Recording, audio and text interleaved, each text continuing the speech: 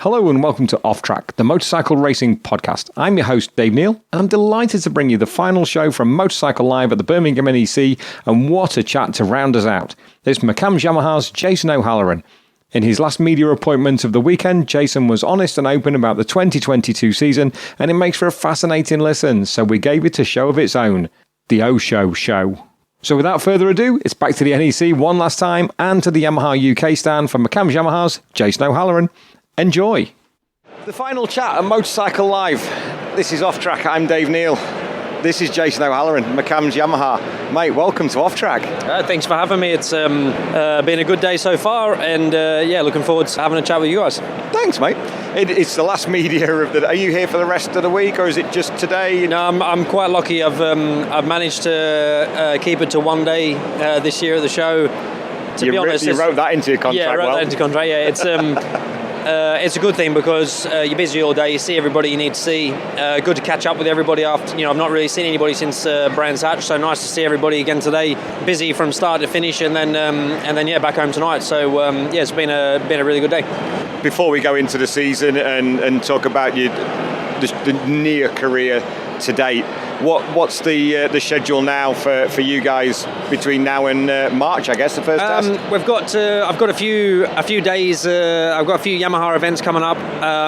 Got the end of season McAMS Christmas party with James and Tina's house, which is always something we look forward to, and then Christmas, and then after Christmas we'll look to get back to Australia. So a few engagements up until Christmas, and then after that we'll try and get back home.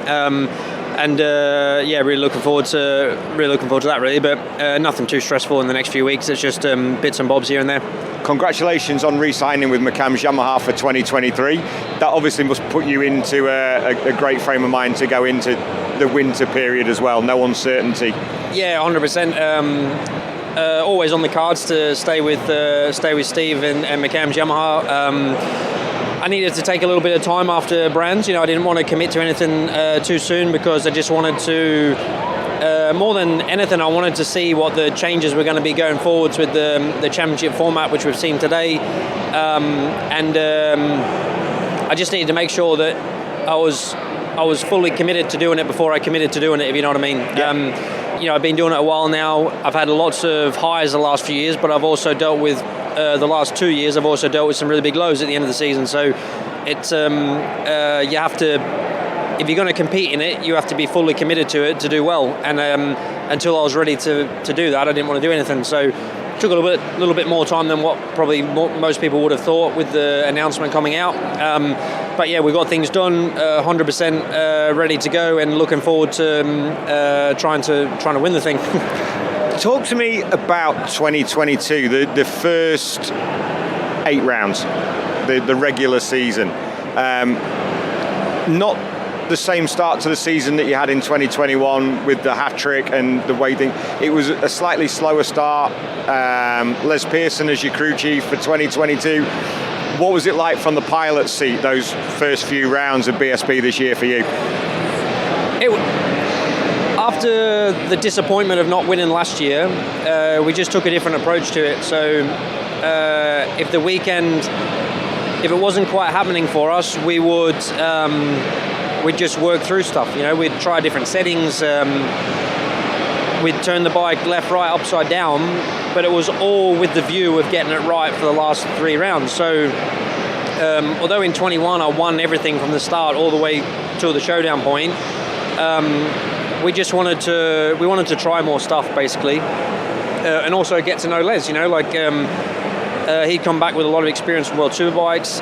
We didn't get a great deal of testing time because of the weather and stuff, and we just used the first couple of rounds to find our feet. And then when we did at Donington, we went on a really good run. We had 12 races where we weren't outside the top 2, won 7 of them. And then once we qualified for the showdown at Thruxton, for the next 2 rounds, we also went back to the approach we had at the start, as in, we're right, let's use these last 2 rounds. If it works for us, great. If it doesn't really matter. But we just want to see if we can find something more than what we have for the last 3. And if we can, we'll go with that. If we can't, we'll revert back to what we had, and we know we're good. And I think the plan worked, as in, we arrived at Alton ready to go, and We knew Brad was going to be super strong there. We knew from his speed in qualifying he was going to be hard to beat, especially on the Saturday. We knew if history sort of repeated itself, he would come back to us a little bit on the Sunday, and we were ready. But then the next few races happened, and what was, you know. So we'll come on to those shortly, because it's something, if you don't mind, I would like just from your point of view to have a chat about. Going back to that first Donington round, was that, as you said, that was the point where the 22 Yamaha R1 and yourself really put your foothold on the 22 championship.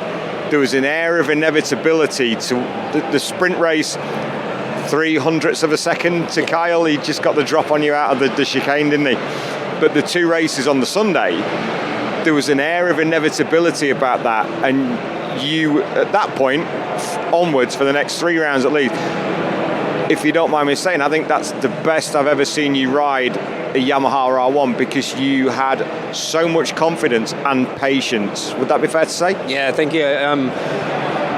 It was the best that I'd felt on the bike since I've been on it, and to be honest, the best that I've felt in my whole career. As in, I won a lot of races last year, but not like the races that I won this year. As in, some of the races that I won with either Brad or Taz, I bided my time, I worked the race out, I was calm.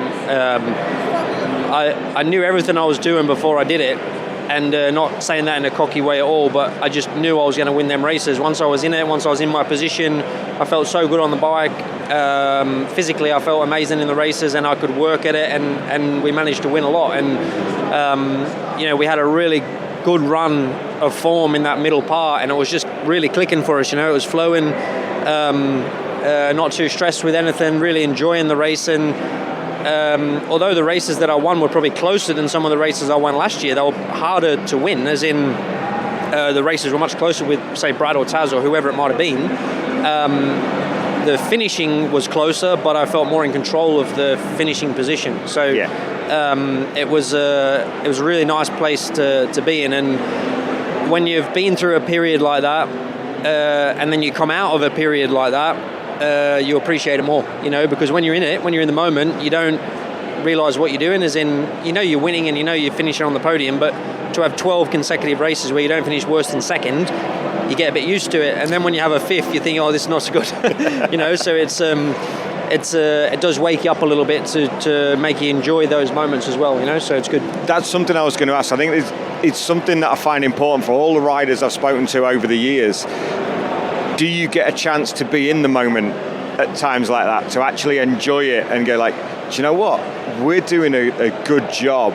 Because when I look back to Thruxton, when you look back to Knock Hill, when you look back to Brands Hatch, and that run that you had, as easy as you can make motorcycling look, it looked fairly easy. Yeah, comfortable. It's probably a better way. It wasn't. Yep. But you made it look that way. Yeah, you're completely in control. It was amazing, and this year more so than other years, we were able to enjoy it because we had breaks after the races. So last year was really difficult to enjoy anything because you went from one to the next. So as soon as Sunday was finished, Monday morning you're already thinking of the next race. Where, say when I done the double at Knock Hill, we had like a 5-week break. So it was amazing. You could really soak it in and enjoy it. But yeah, it's a special thing, and when you're winning, you get used to winning, and you just manage to keep winning. It's a strange thing, It's and then when you're losing, you manage to keep losing, and it's hard to win again. It's just a really odd snowball effect, and it must be to do with your mindset, because it's the only thing that changes really. When you start to win races, you figure out how to win them, and it's a nice place to be in. But at the time, you don't really realise the place that you're in, not until later. Thruxton, for me, was incredible.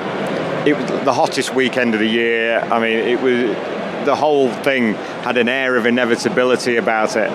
What you, Brad and Taz did across those 3 races, and the move, we'll talk about the races in a second, but I can see it now, the move up the inside, you had that tighter line into church. I always get confused between village and church. going into there, you had that inside line, you pulled it in tighter, it gave you the drive on the way out. And you just, for all three of you to do what you did to be so close, how much did you get the chance to enjoy that? More so afterwards, like in it, it's. I've had a couple of those. Thruxton is a really weird place. It's a place where when you're in, I've been in races like that a few times now at Thruxton. Not quite as good as this year's, obviously the best ones I've been involved in, but I've had a couple of those races at Thruxton, and it's the same all the time. As in, when you're involved in that race, you're so focused on what you're doing, and you're trying to manage a tyre, you're trying to pick the points where you can pass someone. Do I want to lead? Do I want to be behind? Your head's constantly going. You don't realise how good the race is until you watch it. When you're involved in it, you're finished, you just think, yeah, that was all right. And everyone's going mad that it was so exciting and so good. But in the actual race, we're just planning ahead. We forget most of the passes that we do because you're always looking for the next one. It's a strange feeling. But I think Thruxton showed this year, and I hope going forwards, things get better from it. It shows that we can have super close racing where you can be bar to bar with one another, you can have respect for one another, and you can all finish the race. And I think there was no less excitement from the fans involved in that race. There was more, as in we don't need to be banging into each other to be exciting. We showed in those three races how good the racing can be when you completely respect one another. You're riding at a really high level, and everyone enjoyed it. So hopefully going forwards we can all have a bit more of that, and it would be good.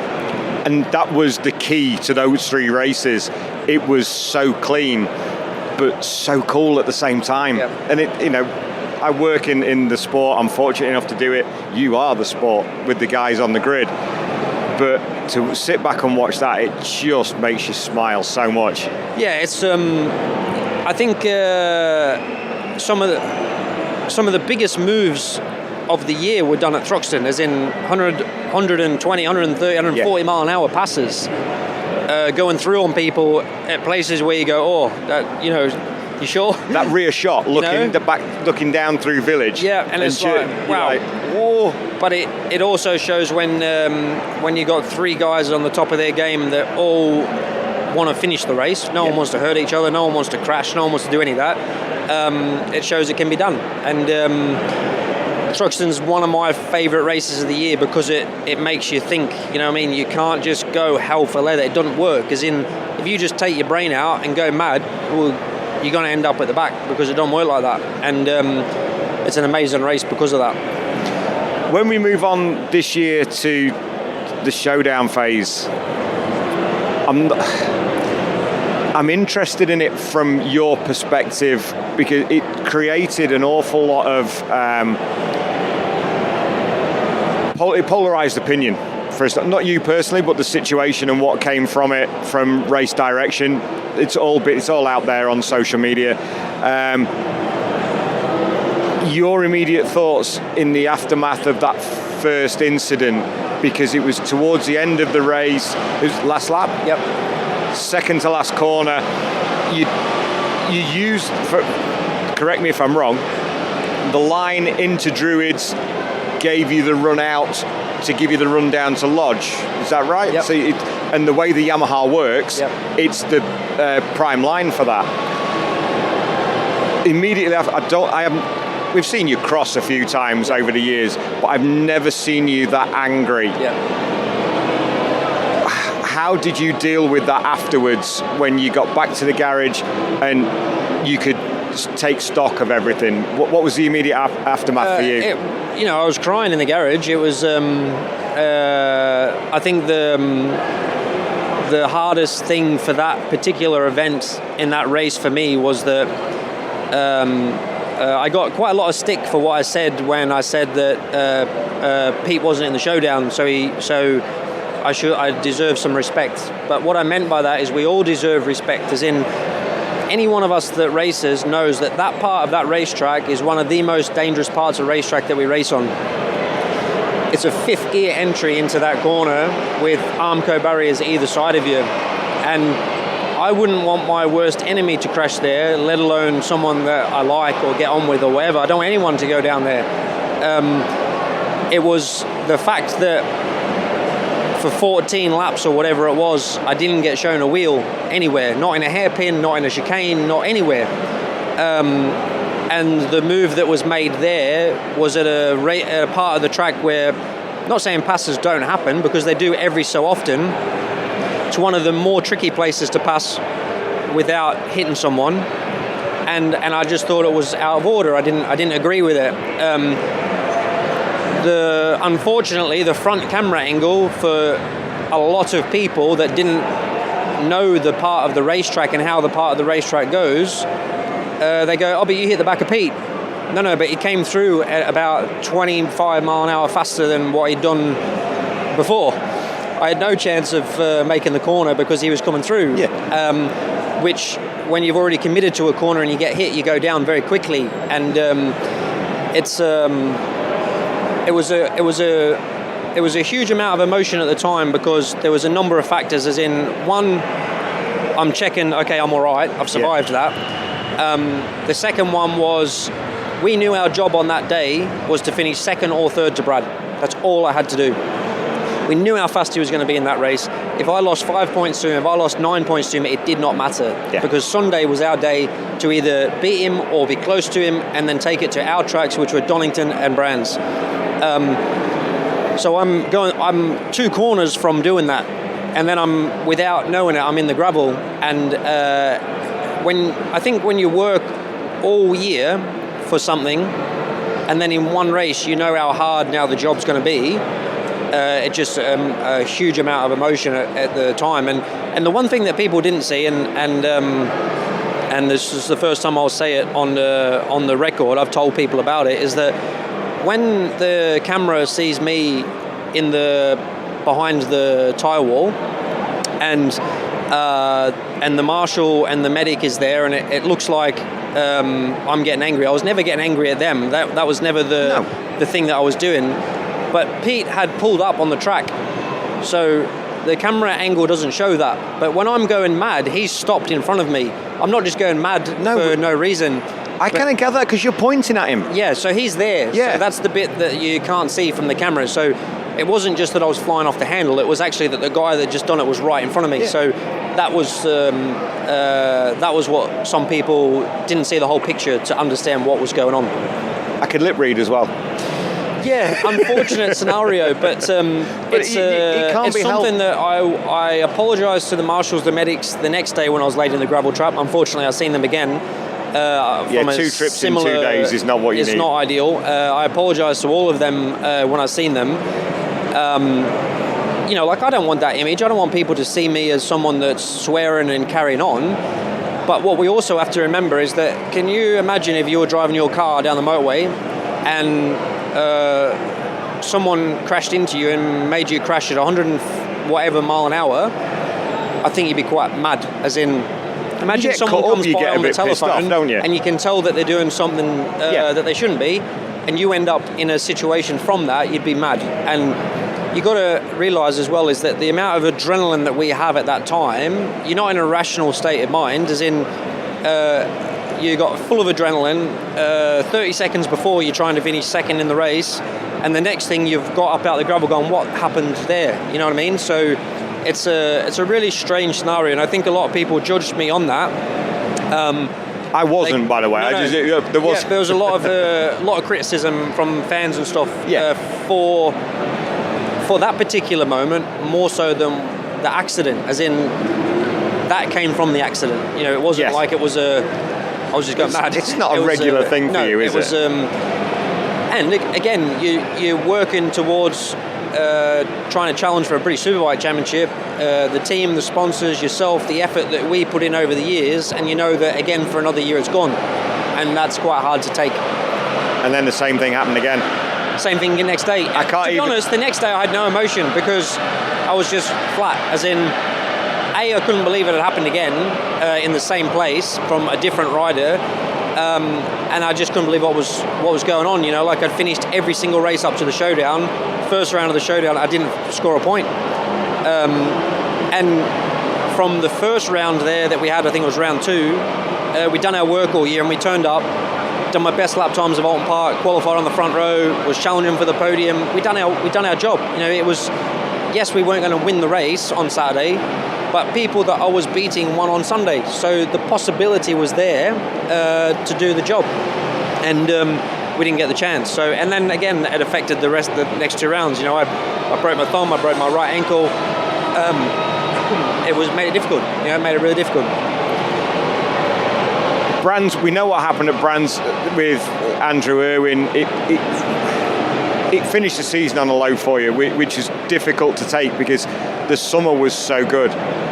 Which race what was your best moment of the season, the one that you look back on now as we're sat here in middle of November?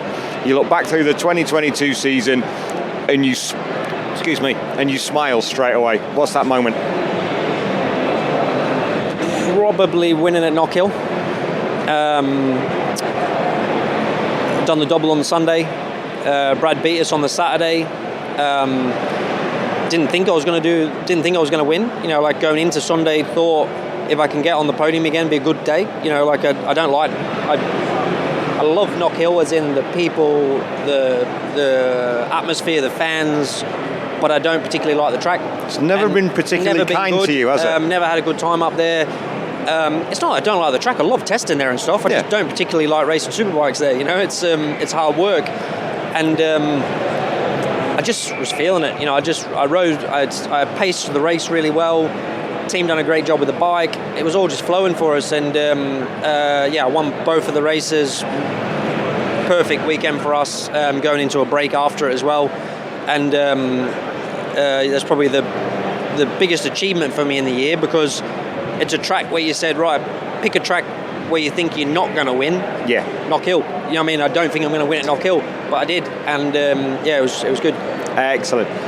We mentioned the showdown word, but for next season, there isn't one, which is great news. Yeah. I've never been a particular fan of it, but we all sign up to the same thing. It's there. They're the regs. That's what we're raised to. But for next season, we have different points. No showdown. Every point counts. I think it will change those first 8 races, because you haven't got that comfort now where you can go, okay, well, we can work towards those last 9 races. Bottom line, if you get 3 or 4 race wins and a handful of podiums, you're almost guaranteed the showdown, aren't you? With the consistency that comes with it. But now with the points change over the first 8 rounds, then changes for 2, and then changes for the final round, as Stuart said on the show earlier in the week. How do you feel about that now, from a rider's perspective? Not pointing out the showdown of 21 and 22, but as a you're the first one I've asked about it. So I think it's a good step. I think I still, if you ask my opinion without annoying people from what it is, I still would prefer a straight out normal point scoring championship, but I think it's better than what we've had. I think the championship's now good enough with teams, riders, competitiveness between the riders, that we don't need it anymore. I think it's and I think the best man would and should win. We're talking about a year's worth of work for everybody. Why are we not rewarding that? And I think this is a good step towards that. Still not sure about the bigger points at the end. That still, for me, lights a bit of a fire for people. It changes. The biggest thing is changing people's mentality. And if you're racing from race 1 all the way to the end on the same system, you have to do what you have to do to score the most points to win. Where if you turn up and say, today you're going to score this many more points, some people are going to go, right, I'm on. And that causes a little bit of the carnage that we've seen. So from my point of view, if I was choosing myself, I'd say normal. But I think what they've done is they've taken everybody's comments on board, which is fantastic. I think Stuart and his team do an amazing job with what they do, and they've obviously sat down and thought about this. And I think it's really welcomed, and it's good to see change, because we had the showdown for maybe 12 odd years, I think. Yeah. Let's see something different. we're all for it. So let's see something different. It shows that the series can and will evolve, and Stuart is doing his best to keep it not relevant as such, but like you say, I fully agree that the manufacturers are closer than they were, the riders are closer than they've ever been, the racing is incredibly close, which is fantastic. That's what the fans want. Just listening to a couple of announcements over the day today, we've got some fast young riders coming into the championship to keep you guys honest. The more experienced guys, the cream will always rise to the top. The experience is paramount in British superbikes. How much do you enjoy seeing the new lads coming through and keeping the sport and keeping you honest? Yeah, I think it's great because I remember when I was the young guy trying to get his break in superbike. It's hard, it's hard to get in. So the more teams that give these guys a shot, the more we'll see what they can or can't do. And it's not easy, you know what I mean? Because although people see me or someone like Leon or even Glenn now or whatever, see you as the older guys, we've got experience in this championship and it's hard to beat us. So if you come in and can beat us, you deserve to go on to whatever you want to go on to. But you'll find out where you're at. And I think the more... As long as there's a few seats left for the old boys, This is why I said experience and not veteran. Which is good. I welcome it, I think it's good. They're going to have to find their feet. They're going to have ups and downs. We'll see who can cut the mustard and see how they go. We're getting on in time now, and I really appreciate that this is the last engagement for you today. So thanks, Jace. 2 questions to finish. The first one is a 2-parter. What's your favourite corner and why? Of all the tracks you've raced, whether through Super Sport, Super Stock, Superbike. It's a good question, that, isn't it? Good question. Because most people go, my favourite track. No, I said corner.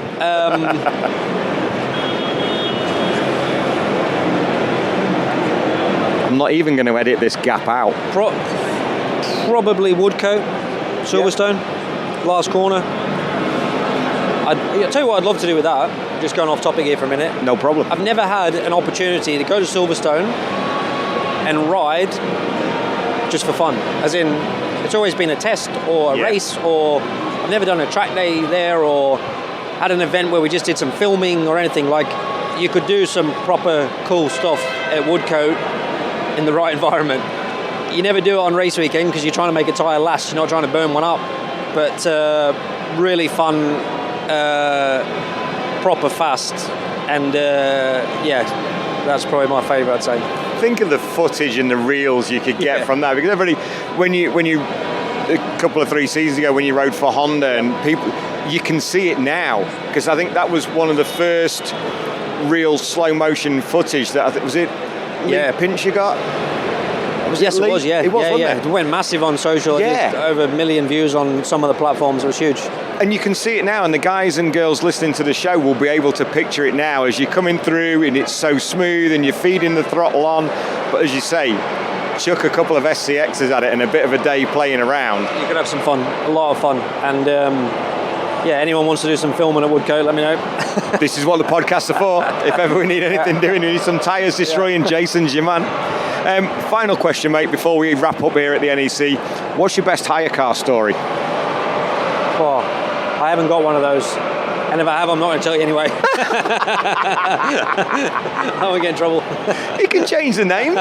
We've had cars trying to go upside down in Phillip Island Tunnel. We've had cars trying to beat the sector time from the main gate to the car park at Cartagena. Yeah, no, I've got none. I'm a good boy. Look at that smile and the twinkle in your eye, Jason O'Halloran. I'll turn this off and then you can tell me. Mate, I wish you all the very best for 2023. We're going to be in the paddock with the podcast next season, so let's catch up again. I'll tee it up with Ollie for next season, see how we get on. Wish you all the very best going back home for a change. That'll be nice for you to get back over there, get a bit of sun on your back, and we'll catch you in 2023. Awesome. Cheers, guys. Thank you. Once again, a big thank you to all the guests who joined us at Motorcycle Live, and to Bennett's, Yamaha UK, Honda UK and Kawasaki UK for letting us crash their stands in the name of Off-Track. We're back next Monday with a show, but who with? Well, seeing as I'm recording this at the same time as the rest of the shows together, it'll be a surprise to me too.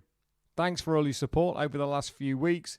Please remember, like, subscribe, share, anything you can to spread the word about Off Track, the motorcycle racing podcast. Until next week, look after each other. Bye-bye.